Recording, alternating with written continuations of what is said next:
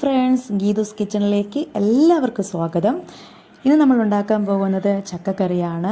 നമുക്കെല്ലാവർക്കും അറിയാം ചക്ക വളരെ ടേസ്റ്റി ആയിട്ട് ഹെൽത്തി ആയിട്ടുള്ളൊരു ഫുഡാണ്. അപ്പോൾ നമ്മൾ ചക്കക്കറിയാണ് ഇന്ന് വയ്ക്കാൻ പോകുന്നത്.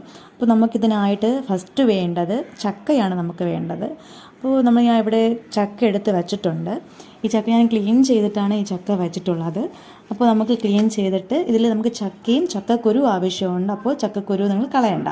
ചക്ക ഞാൻ റൗണ്ടായിട്ടാണ് കട്ട് ചെയ്ത് വെച്ചിരിക്കുന്നത്. കാരണം നമ്മൾ ചക്ക കറിയാണ് ഉണ്ടാക്കുന്നത്. അതുകൊണ്ട് ഈ ഒരു ഷേപ്പിലേക്ക് നമുക്ക് ചക്ക കട്ട് ചെയ്തെടുത്താൽ മതിയാവും. അതുപോലെ ഇതിൻ്റെ കൂടെ നമുക്ക് ചക്കക്കുരുവും കൂടി ഇട്ടാലേ കുറച്ചും കൂടി ടേസ്റ്റ് വരത്തുള്ളൂ. അതുകൊണ്ട് നമ്മൾ ചക്കക്കുരുവും കൂടി നമുക്കിതിലേക്ക് ആഡ് ചെയ്യണം. അത് ഇതുപോലെ തന്നെ നമുക്ക് കട്ട് ചെയ്തെടുത്താൽ മതിയാവും. ഇതേപോലെ ഷേപ്പിൽ കട്ട് ചെയ്തെടുത്താൽ മതിയാവും. ഞാൻ ഇവിടെ തന്നെ ചക്കക്കുരുവും കട്ട് ചെയ്ത് വെച്ചിട്ടുണ്ട്. നമ്മൾ ചക്ക കട്ട് ചെയ്തതുപോലെ തന്നെ ചക്കക്കുരുവും കട്ട് ചെയ്ത് വെച്ചിട്ടുണ്ട്. ഇതിൻ്റെ പാട മാത്രം എടുത്ത് കളഞ്ഞതിന് ശേഷം ഈ ചക്കക്കുരു ഇതുപോലെ കഴുകി വൃത്തിയാക്കി കട്ട് ചെയ്തെടുത്താൽ മതിയാവും. നമ്മൾ കട്ട് ചെയ്ത് വെച്ചിരിക്കുന്ന ചക്കയും ചക്കക്കുരുവും കൂടി ഒരു പാത്രത്തിലേക്ക് ആക്കിയതിന് ശേഷം ആവശ്യത്തിന് വെള്ളം ഒഴിച്ച് നമുക്ക് അടുപ്പിലേക്ക് മാറ്റാം.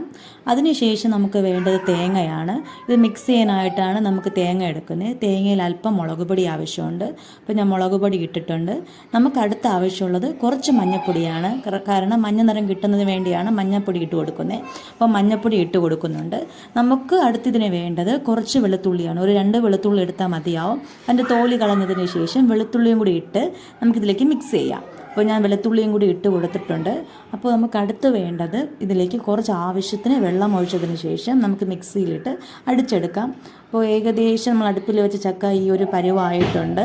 അപ്പോൾ അതിന് ശേഷം നമുക്ക് ചെറുതായിട്ടൊന്ന് ഇളക്കി കൊടുക്കാം. കാരണം അടിയിൽ പിടിക്കാതെ ഇളക്കി കൊടുക്കാം. ഇതിലേക്ക് നമുക്ക് ഉപ്പും കൂടി ആവശ്യമുണ്ട്. അപ്പോൾ ഞാൻ ഉപ്പ് ഇട്ട് കൊടുത്തിട്ടുണ്ട്. നമുക്ക് ആവശ്യം എത്രയാണോ ചക്ക വച്ചിരിക്കുന്നത് അതിനനുസരിച്ച് ഉപ്പിട്ട് കൊടുക്കുക. അതുപോലെ നമുക്കിതിൻ്റെ കൂടെ തന്നെ ഈ വെന്ത് വരുന്ന ടൈമിൽ നമുക്ക് കറിവേപ്പില കൂടി ആവശ്യമുണ്ട്. അപ്പോൾ ഞാൻ ഒരു ഇതൾ കറിവേപ്പിലയാണ് വച്ചിരിക്കുന്നത്.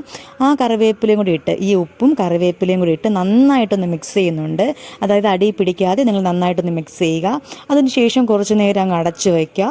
അടച്ചു വെച്ച് കുറച്ച് നേരം കഴിയുമ്പോൾ ഇതുപോലെ അത്യാവശ്യം നന്നായിട്ട് തന്നെ തിളച്ച് വന്നിട്ടുണ്ടാവും.